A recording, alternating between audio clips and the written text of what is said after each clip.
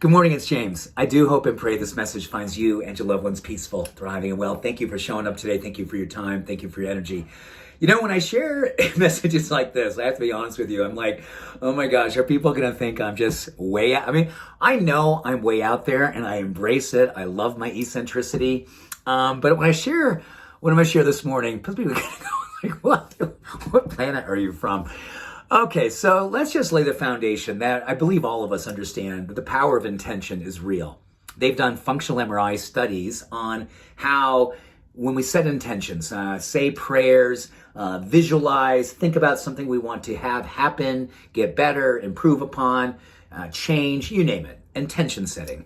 It's also like goal setting, but it's different because there's a different vibration we set intentions. It's really prayerful and mindful. And that's the distinction between that and just setting goals. So here's what we know. When we do that, we develop more neurons. So we're going to actually see neurogenesis to be specific, which is creating new neurons, new brain cells.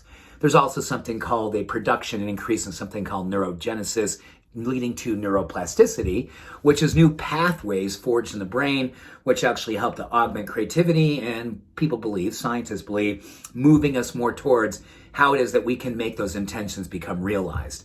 You know, if it's something like I want to be more proficient at a certain thing, I want to be better at a certain thing, we set these intentions and the neurochemistry starts to help us to actually achieve this.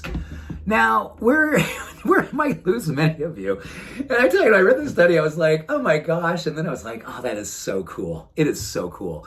So basically, they had dark chocolate. And I say they, it was Buddhist monks who were asked to set intentions, looking at dark chocolate and praying on it, setting intentions on it.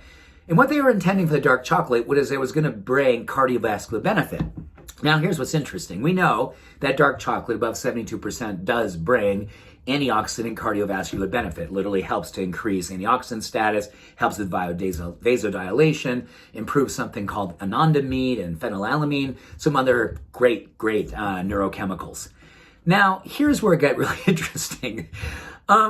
The dark chocolate, where the Buddhist monks were praying over and setting intentions, the intention was going to bring great benefit. So this one set of dark chocolates got a lot of extra energy, a lot of good mojo, a lot of love, a lot of intention setting. The other dark chocolate just was good dark chocolate. They both were 72%, but the one had the intention setting.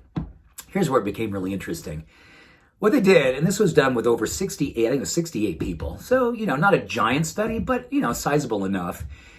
The dark chocolate that was preyed upon, when they did the blood work to see how the different chocolates performed, 100%, the dark chocolate that was preyed upon, 100% of the time delivered greater cardiovascular benefit, increased vasodilation, saw higher anandamide, you know, all the things, antioxidant status, all of them. These over here, the non-intentional chocolate, love that saying, it offered benefit, but upwards of 16 to even 18% greater benefit with the intentional chocolate. So I love that for so many reasons. I'm a big fan of saying grace. I always want to, you know, really encourage the food to benefit, bless, encourage, inspire, augment my vitality, my awakeness, my goodness. And this makes me feel that much more intentional about everything that I do. I think that intention setting sometimes gets lost, right? Like it seems like it's just kind of an honorable mention. But we really could do amazing things with our life with intention. We can bring so much richness, so much energy, so much evolution to everything that we do when we lean into all these things with intention. So I would encourage all of us to consider the power of intention, pray or set intentions over our food. And anyone, this is what I love to do. When I see someone in the street just out in the world, who I just feel is having a hard time, you just can sense it, you can feel it, you can see it. I just really always do my very best to stop everything, make a moment to connect with meaning. Look at the person, not stare, not make it uncomfortable, but look at that person, wish that person blessings, wish that person peace, wish that person, whatever it is that you feel inside of you intuitively would benefit that person, and then keep on your way. We know that more intentions we set throughout the day, it helps our mind, helps our cognition, helps our brain in all kinds of wonderful ways. but also raises oxytocin. So it's also raising the quality of our love, our trust, our goodness as humanity continues to find ways to hopefully build bridges back to one another. A lot of beautiful things run in tension, a lot of opportunity today to be setting them with love, with zeal, and with a sense of hope. Beautiful, open hope. So thank you. Thank you for today. Much love.